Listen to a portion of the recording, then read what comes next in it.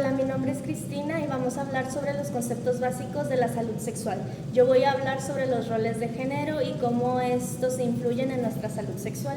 Este tema es muy importante porque muchos de nuestros comportamientos, decisiones e incluso la forma en la que vivimos nuestra sexualidad va a estar influenciada por las expectativas sociales que se supone debemos cumplir. Para comenzar, ¿qué entendemos por género? Bueno, dentro del contexto de la salud sexual, el género va a ser entendido como la suma o el conjunto de valores, actitudes, prácticas, papeles, características culturales que están basadas en el sexo, es decir, en si el individuo es hombre o mujer. Los roles de género han existido desde siempre históricamente y, como mencioné anteriormente, van a variar según el lugar de origen de la persona, su cultura, también inclusive sobre sus propias creencias, las cuales se van a estar desarrollando durante la infancia con el objetivo de crear una distinción entre cada sexo.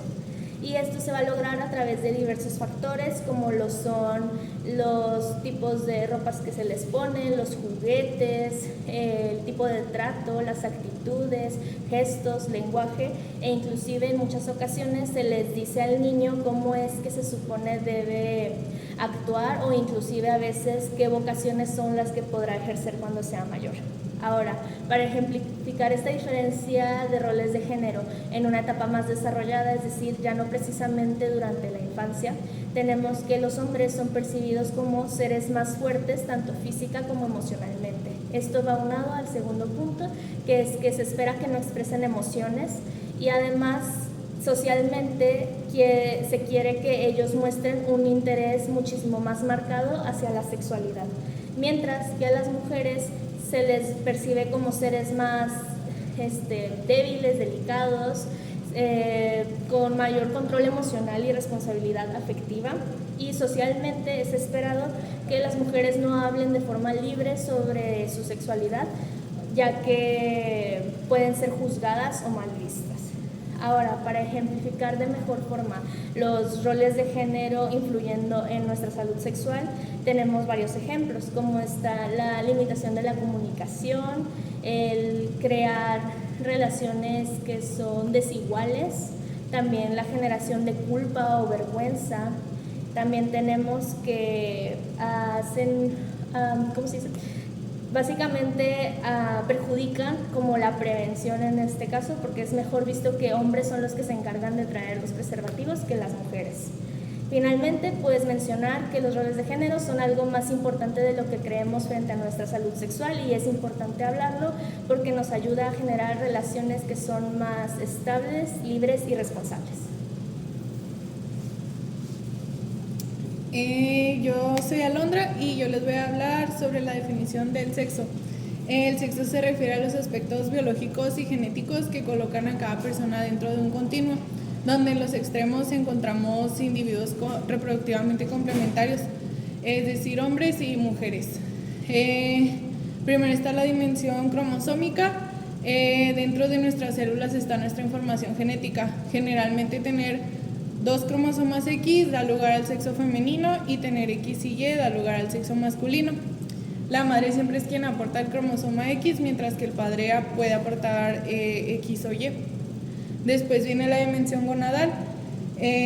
Al inicio todos tenemos una misma gónada primordial, y con la fórmula cromosómica pues esta gónada se puede diferenciar. En los hombres forman los testículos y en las mujeres se forman los ovarios. La siguiente es la dimensión de genes y enzimas. Aquí hablamos de los elementos que permiten la diferenciación sexual. Por ejemplo, los conductos de Müller están presentes en la etapa fetal de hombres y mujeres, y una proteína llamada 5-alfa reductasa contribuye a que estos conductos se transformen en los conductos de Wolff, que más adelante darán lugar a los órganos sexuales internos masculinos. La dimensión hormonal se refiere a la sustancia química que generan los cambios en el cuerpo y apoyan a la diferenciación. En hombres, por ejemplo, está la testosterona, que participa en el desarrollo de órganos sexuales internos y externos. Y en mujeres el estrógeno y la progesterona. Regulan el ciclo menstrual y cada una de sus fases.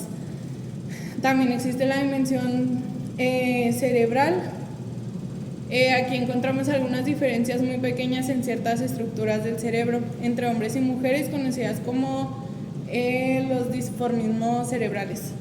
Las diferencias se pueden observar en el cuerpo calloso, en el peso del cerebro y en áreas específicas del hipotálamo.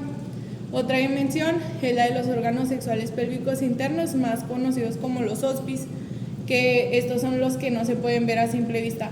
Por ejemplo, en la mujer algunos son el útero y las trompas de falopio, y en los hombres son los conductos deferentes y las vesículas seminales, que además de la reproducción pues participan en la respuesta sexual. Y finalmente tenemos los órganos sexuales pélvicos externos, que pues son más conocidos como los ospes, que son los que sí se pueden ver. Algunos ejemplos en las mujeres sería la vulva y el clítoris y los labios mayores. Y en los hombres sería el pene, el escroto y los testículos. Mi nombre es Brian García Alcázar, y retomando el tema o el concepto de sexo, tenemos el tabú o el cliché de mencionarlo o adquirirlo comúnmente a una actividad sexual o una conducta sexual, pero realmente esto no es así, sino que, como mencionó mi compañera, la palabra o el término sexo es exclusivamente refiriéndose a un conjunto de características que nos ayudan a diferenciar entre la especie humana, entre macho y hembra. También no solamente esto, sino que incluye un poco más de características, como son las hormonas, como son las diferentes características sexuales, como son los cromosomas. Y no solamente esto, sino que también hay unas características sexuales primarias que suceden algunas crecimiento de partes del cuerpo, aproximadamente en las 10 semanas de gestación, en cuestión del sexo masculino, los testículos, y en el sexo femenino es los ovarios. También algo más que nos ayuda a poder identificar esas características del sexo de asignación es las características sexuales secundarias, las cuales se dan aproximadamente en la pubertad. En cuestión de los hombres es un ensanchamiento de la espalda, también un crecimiento de vello en la cara. También en las mujeres y en en el sexo masculino y femenino también se da crecimiento de vello púbico, y en las mujeres también crecimiento de senos, entre diferentes cambios que suceden y que nos ayudan a diferenciar. Un ejemplo de este es, por ejemplo, cuando nace un bebé. Este bebé, para que un médico pueda darle un sexo de asignación, ocupa ver los ospes, y una vez viendo los ospes puede darle un sexo de asignación. Gracias. Hola, yo soy Irving Corpus y les voy a hablar sobre un tema que a lo mejor hemos escuchado mucho, pero tenemos todavía dudas o complejidades para entender lo que es la identidad de género. ¿Qué es la identidad de género? La identidad de género no es nuestro cuerpo biológico, sino más bien es un marco de referencia interno con el cual construimos nuestra identidad y nuestra percepción. Ahora, ¿cómo va esto? Es como si dentro de nuestra mente y nuestro corazón hubiera una brújula que nos dirige hacia dónde nos sentimos más a gusto, hacia cómo nos comportamos incluso en frente de los demás. La vamos a definir esta parte de la brújula, sí, cómo nos comportamos ante los demás, dónde nos sentimos más cómodos en el espectro de en qué tanto, ¿cómo decirlo? Dejo la palabra. Pero sí, cómo la persona se siente más cómoda en el espectro de hombre, mujer, ambos o ninguno. Ya depende del caso de cada persona. Ahora bien, ¿cómo se construye esta identidad? Bueno, empezamos desde el principio, obviamente. Cuando una persona es un bebé de 4 meses, si lo ponemos frente a un espejo, no se va a reconocer, no tiene una percepción propia sobre lo que es un bebé, no sabe sobre hombres, mujeres, niños, niñas, no tiene una percepción construida todavía de nada de esto. Para él solo hay personas que lo alimentan, que lo cuidan. Ahora bien, pasamos a la infancia. En la infancia, aproximadamente, menciona John Money, que a los 4 años aproximadamente el infante ya tiene una percepción un poco más creada sobre, la propia percepción ya tiene un sentido de pertenencia, entonces ya puede tener un poco más claro hacia dónde va su identidad, pero esta identidad está creada a partir de cosas muy muy concretas o muy curiosas. Por ejemplo, para un infante el hecho de que una niña sea una niña puede estar basado en que tiene el cabello largo. Entonces, si a esta niña le cortan el cabello o a una niña con el cabello corto, puede entrar en conflicto esta construcción de la identidad, donde pues porque esa niña no tiene el cabello largo, cosas por el estilo. Ahora bien, donde ya la identidad de género hace clic en la persona, donde ya está consolidada, donde ya está bien construida, es hasta la etapa de la adolescencia. ¿Por qué? Porque en esa etapa ya se vieron diferentes experiencias, ya se tiene una percepción más concreta sobre la misma percepción de la persona, el cómo se siente más a gusto, etcétera, etcétera. Entonces es hasta esta etapa de la adolescencia donde la persona ya concreta su identidad, crea esta identidad propia y pues no tiene que ser una identidad consolidada a base de a fuerza hombre o mujer, puede ser una combinación de ambos, ya depende de la identidad de género que cada persona construya para sí misma. Bueno, y ya por último, yo soy Fer Barrera, ya por último les voy a hablar de los estereotipos de género. Para poderlos entender mejor, pues primero es importante comprender que el sexo es un concepto que es socializado. Depende pues obviamente de la sociedad en la que vivas, de la cultura, de igual el espacio temporal en el que suceda, también pues son factores que influyen en cómo se percibe, porque hay ciertas conductas que se establecen como si fueran correctas o incorrectas dependiendo de quién las realice.